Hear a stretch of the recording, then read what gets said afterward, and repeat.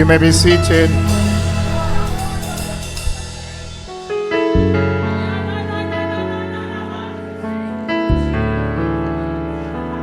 So the scripture comes to us from Jeremiah chapter 29, verse 4. This song is just a precursor to all that you will hear in the coming weeks.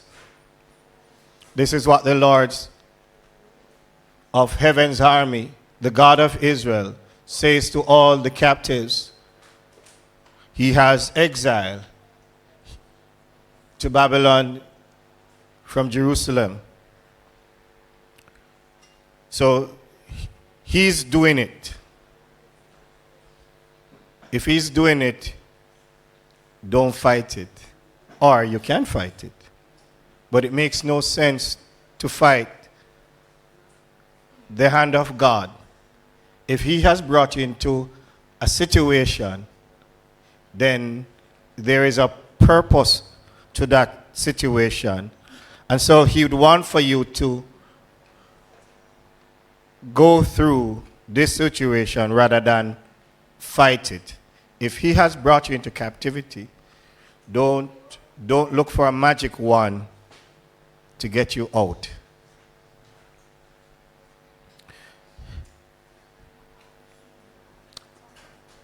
So for the past 14 days of January, it's either my sensitivity has been heightened or I am hearing a lot of personality just shouting and screaming.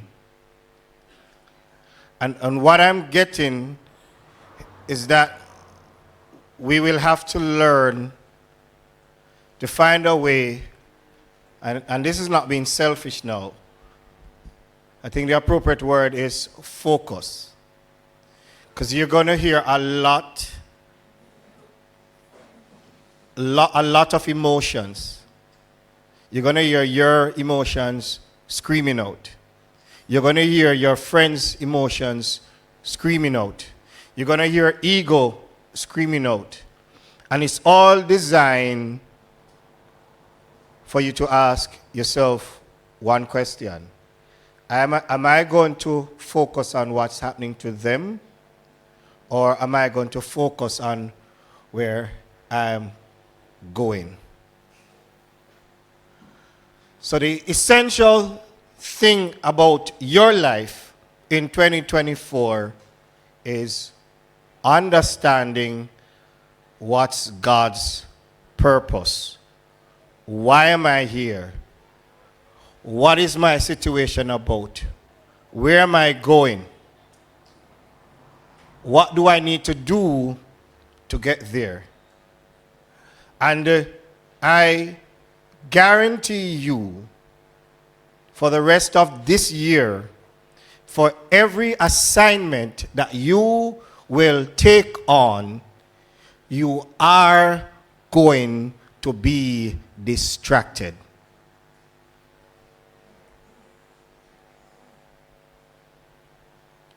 And so, purpose is going to be the loudest voice that you need to hear this year. And what's going to feed your purpose is this word. Hashtag it. Conviction. Conviction. Write it down. Put it in your phones. When you get home, put it on your statuses. Hashtag it on your IG pages. Because this is the word that is going to carry you through 2024. What happened to Sydney was just a crescendo of the kind of week I have been having. Terry and I share departments. And so we lost our former boss, coordinator. She was home ill. And What I find interesting is that the Lord seemed to have a way of hiding some things from me. Because I got home last week, Sunday. She died from the Saturday. They thought we heard the Sunday, but I heard Monday. Because all the messages that are in the chat, for some reason, I am not looking at any messages in my phone. And the same thing happened when my aunt died. I got to church and Sister Hunter, I glanced at my phone during Sunday school and Sister Hunter was saying, condolences to you and the family. And I'm like, what is she talking about? It's actually, and it's the Monday that I get, no. So this is my aunt now. My aunt has died. My mother posts a message in the family chat. But unfortunately, it's Rihanna's and Auntie Joy's birthday. So it's not even a text, it's a voicemail. And so he gets lost with all the birthday greetings. And so it's only on the Monday that I'm discovering. I call my mom and I ask, what's happening? And that's when she began to talk to me. So sometimes the Lord is going to deliberately hide some things from you this year so that you don't hear them, so that you don't see them, because he's protecting you for your purpose and for your assignment. Don't go out of your way when the tire puncture and it has been deliberately designed that you're not supposed to go to work today, that you're going to try your endeavor best to get to work only for you to have some sort of crisis experience. So you have to hear him in the way that he's talking. And so he's going to deliberately stop some things from happening for your purpose sake this year. So if he's the one who has brought you into captivity, and captivity here means that you're not having the kind of freedom that you think you are designed to have, things are not going your way, it doesn't necessarily mean that it is bad. It could simply mean that he's hiding you for your purpose. Because the way in which the world is swaying this year, if you swing with everything that you think you should swing with, you might swing out of purpose. So if he's the one that has brought you to where you are, and you feel like nothing is happening, I would suggest do not fight it. Because you wouldn't want to be fighting God. I mean, New Testament references Paul trying to get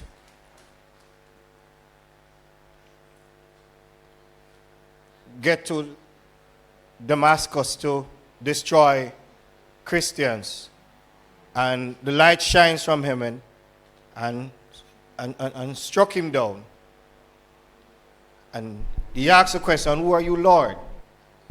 So he's going on his path, he's going on his agenda, and the Lord shows up.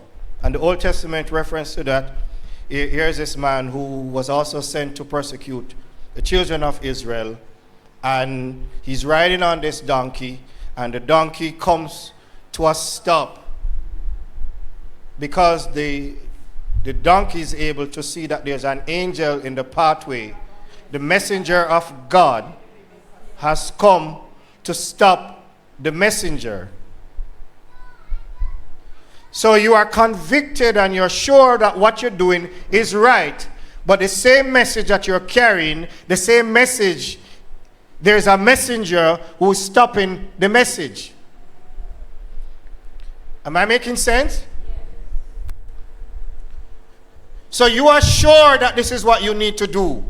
And you're going at it with all your might. And here is an angel stopping the donkey. And he's not beating the donkey because the donkey is supposed to ride. And the donkey is not riding.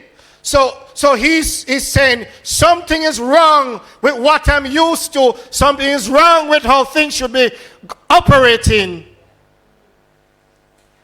But God has brought you into captivity. Don't see captivity as how the world sees captivity. Captivity here, he wants to lock you away so that you can hear him.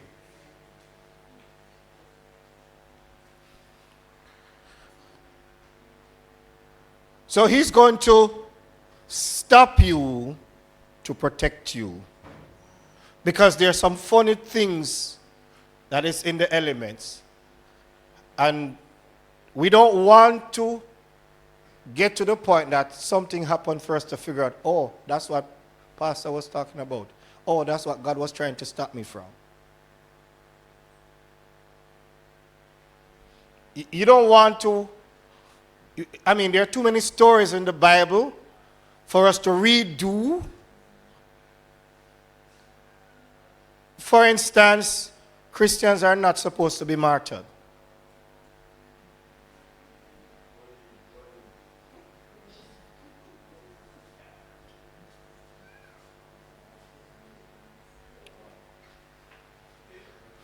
Christians are not supposed to be martyred. Christians are to live and their lights are supposed to shine. Your light can't shine when you're dead.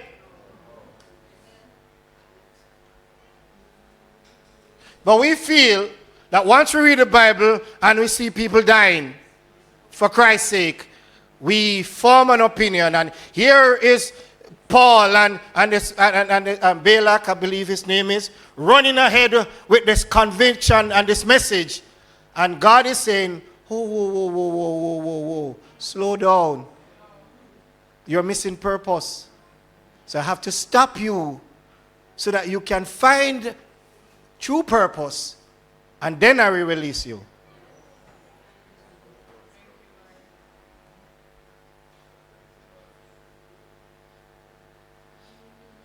What am I saying? There are still people every Lent offering up themselves to be crucified. And I'm preaching foolishness. That might sound extreme, but there are some things that we are doing that we think and we are so convicted that it's the right thing to do, but it's not taking us into purpose. And so God is stopping you this year, Abby. He's stopping you this year, Shane. Because he doesn't want for you to go around in circle. Jermaine, every year we're doing the same thing when we're supposed to be doing a 3-day journey. And every year we complete a cycle and we are still not yet touched on purpose.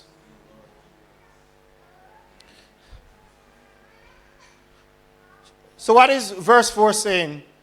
If God has brought you into a place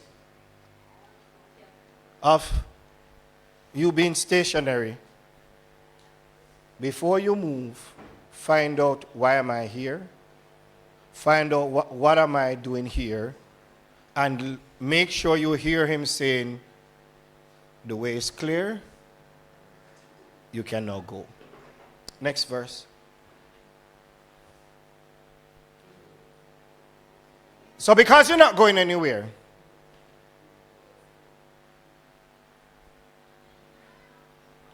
because you're not flying out, Because there are persons who have a dual citizenship mentality. As soon as the battle gets hot and conflict soar, and conflict has to do with humans. You don't have a spiritual problem. Christians don't have spiritual problems. Your spirit is so intact, your spirit is so hidden, nobody can touch it. What is exposed is our soul, which gives us social issues. Just put us around a computer and a cubicle, and we do our work and we're fine. But you just make somebody come to your decks, and they're into social problems. And a great job has now become a horrible job. And now we don't want to work anymore. God, could you just open a way and give me a job? Could you just release something for me? And the moment you start interacting with people, we no longer like this job that you prayed for. This is your dream job. So our problem is not spiritual problems. Our problems is learning how to deal with social issues. Learn to deal with people. Because once we learn how to deal with people, we'll navigate through life and we'll come into the blessings that God has in store for us. So we are going to be triggered to find ways to leave from where we are and have not heard what he's saying. So he's saying, don't move. Don't allow any bees or anything to distract you, to annoy you, to disturb you, to get you to shift out of place. Stay right where you are. So because you're not going anywhere, then let's build homes. As I started saying last week, we're not using boards. We're not using material that we can pull down easily and go. He's saying that you're not a nomad. You're not somebody that is just camping today and moving on. And as soon as the water finish, we're out of here. As soon as life is not treating us right, we're gone. If he's the one that has brought you to this place, then stay. Build homes and plan to stay. Make plan. Conviction. Decide it in your mind that we're going to work this out. We're going to work this out. It says plant gardens. So you're not just going to make houses, but you're going to make gardens. Because it's one thing to have a house. It's another thing to have a gate. The property is not completed until you make a gate.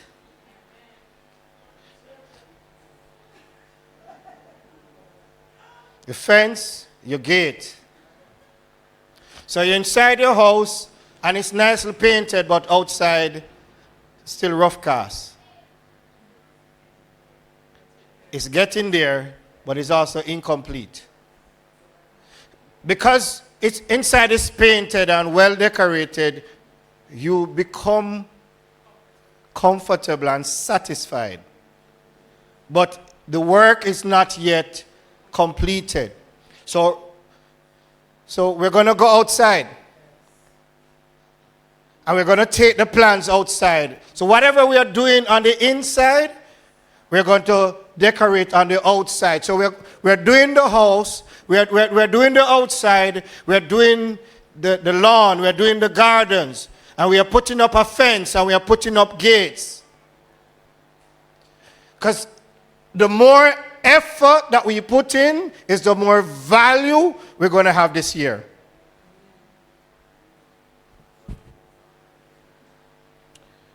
The more we value what we have is the more we'll be willing to do repairs.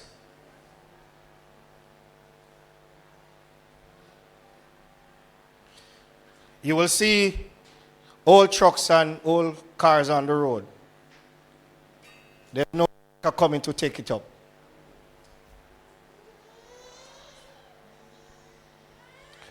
But if your nice 2019 vehicle breaks down, you're not leaving it until tomorrow morning. You come back and check if it was the battery that was a problem. Anything that is of value to us will do what's necessary to take care.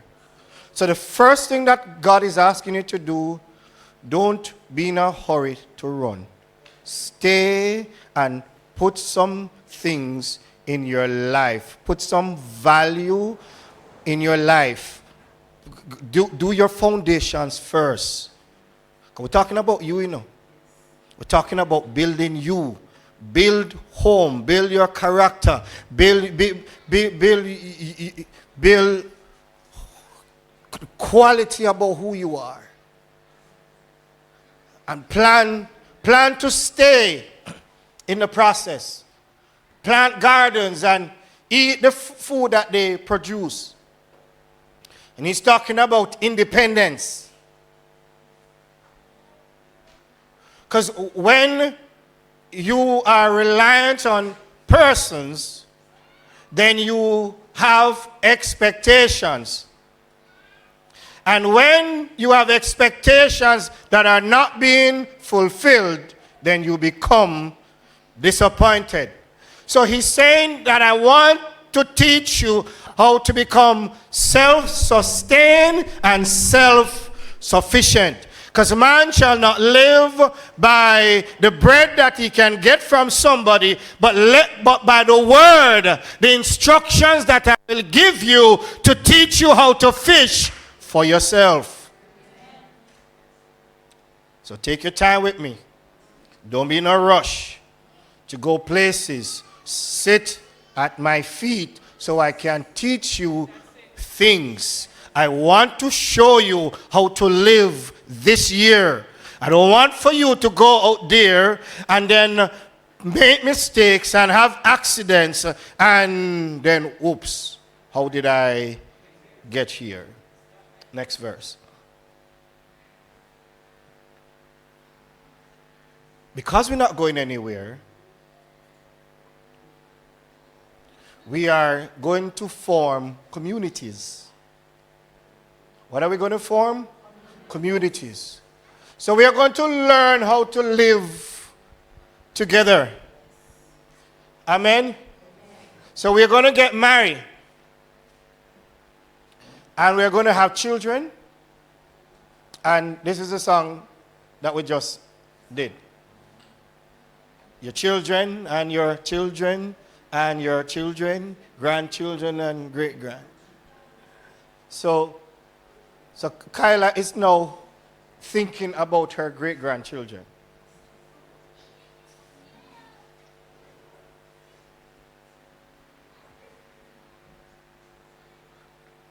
Because symbolically we have 70 years.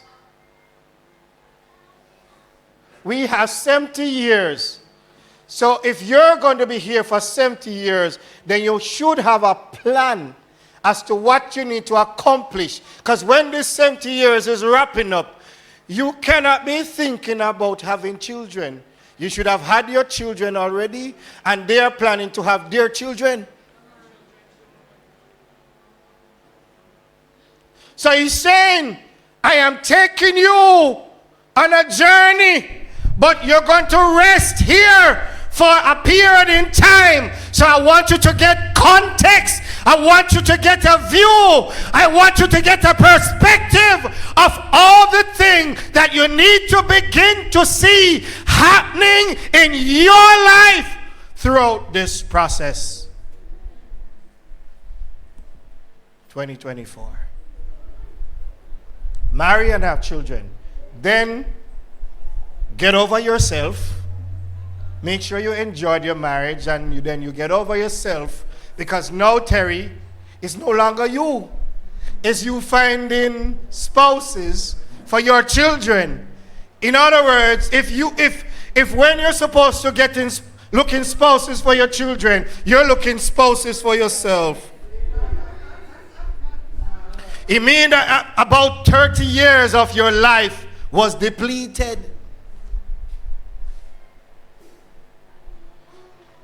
So what are we going to put in place for 2024?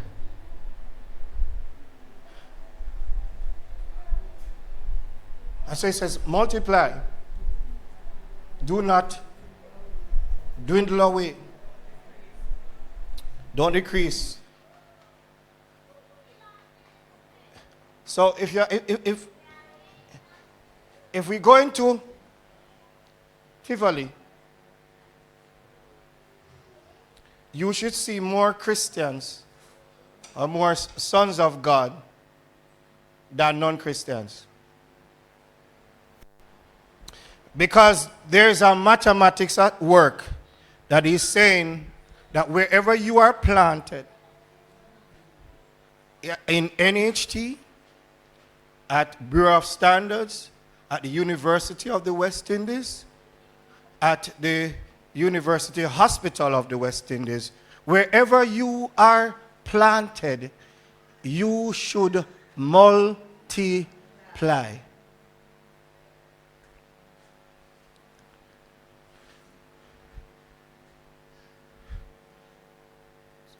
So we live again, James Mountain. So in James Mountain, in a few years, we should see many roars. Am I sure? More than one.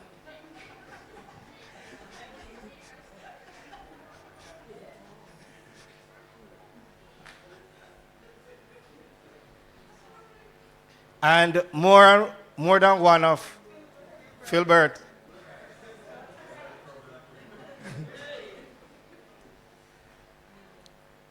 I like where you're going. But why should there be a problem? If you are worried about many of you turning up in your community, then it means there's something about you that needs to change.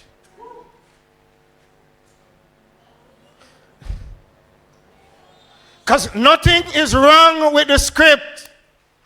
The script is asking us to multiply.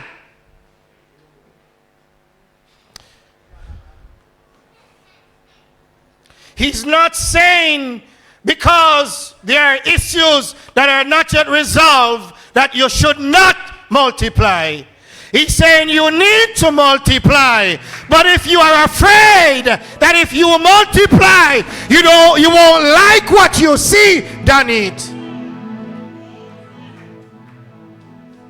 then that could be the reason why. Go back to verse 4 again.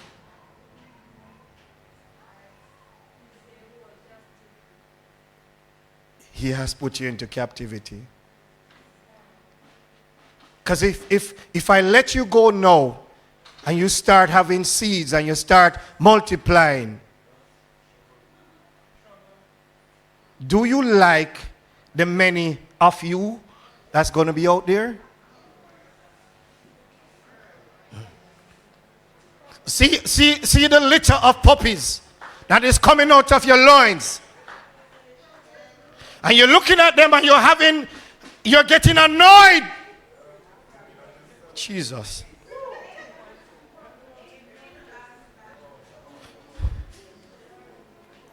Let me try and end right here.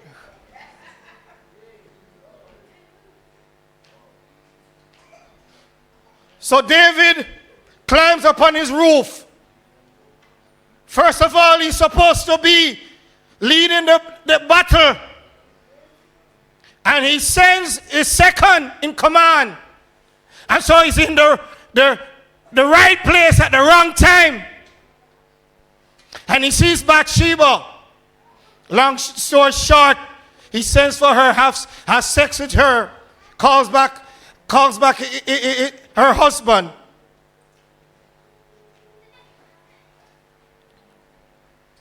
And sends her husband to lie with her, which he does not do because he's trying to give her husband a jacket. Long story short, I have to get out of this. He sends back the husband and tells the captain that everybody should step back so that when the arrows go, only Uriah dies. And so Nathan the prophet comes to David and paints a story about how somebody is in grand position, has so much, and he wants to take away the little that one person have. And David gets infuriated and says, who is this man that could be so wicked, that has so much, and then is robbing the little that one person has? And the prophet Naaman looked at the king and said, you are the man.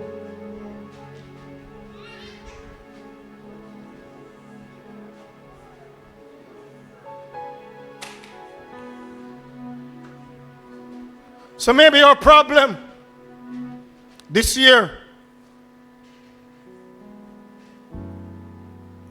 is no different from last year or the year before. Maybe our problem, because we thought that our problem was to multiply. Maybe we are just afraid of what we will see if we truly begin to multiply. Bless you.